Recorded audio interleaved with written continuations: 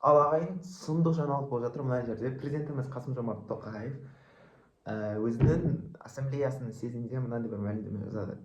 Ешкімнен тілді талап етуге болмайды, қандай да бір тілді қыспақ қалуға болмайды. Тіпті бұны анандай көп адаммен шоғырланатын выступление дейміз ғой орысша айтқан кезде. Сондай жерлерде ондайды сөйлеуге шақыруға, былайша үгіттеуге, дәріптеуге болмайды дейді.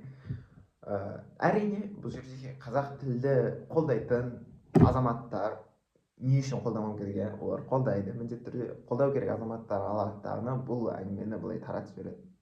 Не деген сұмдық деген сияқты. Осы жерде мен де өзімнің білдіргім келді, сондықтан да баста бір міндеттер арнаға жазылып кетіңіздер, тіркеліп кетіңіздер, бұл видеоны таратып қойыңыздар, біліп жүрсін бүкілі. Былайша стереотиптерді бірге сындырайық. Біріншіден бұл жерде айтқымыз келеді, қараңыздар.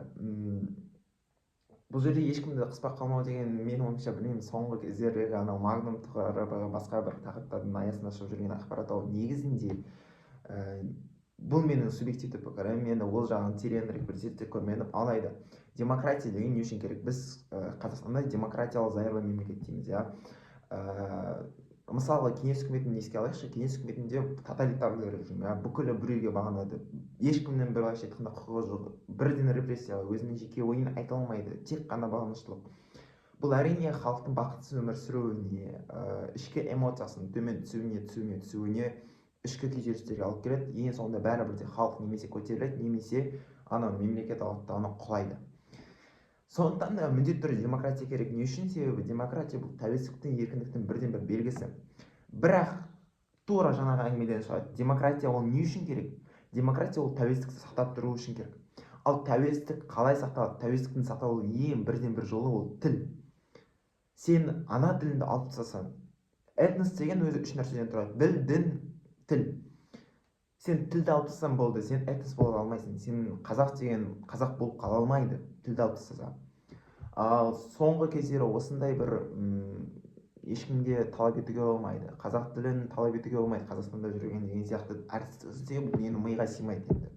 Қалай біз өзіміздің жерімізде, өзіміздің тілімізде сөйлеуді талап ете алмаймыз? Бұл бір. Екіншіден, енді мифтарға көшейікші. Мынандай мифтар бар. Қазақстанда екі тіл деп айтамыз, орыс тілі бұл бір мемлекеттік тіл деп айтамыз, ағылшын тілі мемлекеттік тіл деп айтамыз. Бірақ та қараңыздар, бұл жерде енді заңға, кәдімгідей конституцияны асайымызға қараймыз.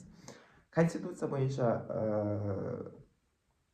1989 КССР және де 1993 жылы шынымен де орыс тілі мемлекеттік тіл болып саналды.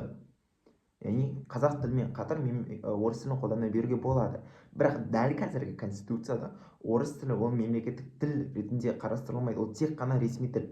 Ал ресми тілді, тағы да конституцияға барамыз, ресми тіл тек қана, яғни орыс тілі тек қана документтермен, құжаттармен, мемлекеттік органдарда, сондай жерлерде ғана қолданылады. Бірақ қарапайым тілде қазақ тілі әлде қайда басым. Қазақ тілінде сөйлеу керек, қазақ тілінде бір-бірімен сөйлесе алу керек. Ол мемлекеттік тіл қазақ тілі. Ал орыс тілі мен ағылшын тілі олар ресми тілдер бар болғаны. Енді қараңыздар, бұл жерде келесі мәселеге көшеміз. Мемлекеттік тіл, тағы да конституцияны ашамыз. Қазақстан халқын топтастырудың аса маңызды фактор болып табылатын мемлекеттік тілді меңгеру.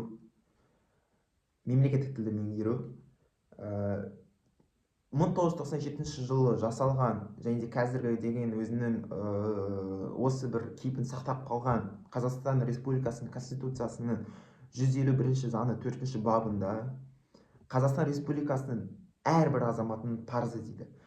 Яғни мемлекеттік тілді меңгеру Қазақстан Республикасының әрбір азаматының парызы.